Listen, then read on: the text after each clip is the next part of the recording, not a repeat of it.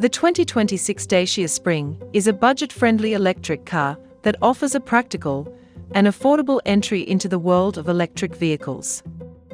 Its compact size and maneuverability make it ideal for city driving, while its modest range is sufficient for daily commutes and errands. The Spring's interior is surprisingly spacious and comfortable, and its standard features include a touchscreen infotainment system, air conditioning, and a rearview camera. One of the biggest draws of the 2026 Dacia Spring is its affordability. It is one of the most affordable electric cars on the market, making it accessible to a wider range of buyers. However, its low price comes with some compromises. The Spring's performance is modest, and its range is limited.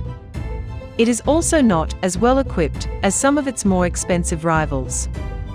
Overall, the 2026 Dacia Spring is a good choice for buyers who are looking for a practical and affordable electric car for city driving. It is not the most powerful or stylish car on the market, but it offers a lot of value for the money. If you are considering buying a 2026 Dacia Spring, it is important to test drive it first to see if it is the right car for you. You should also be aware of its limitations, such as its limited range and performance.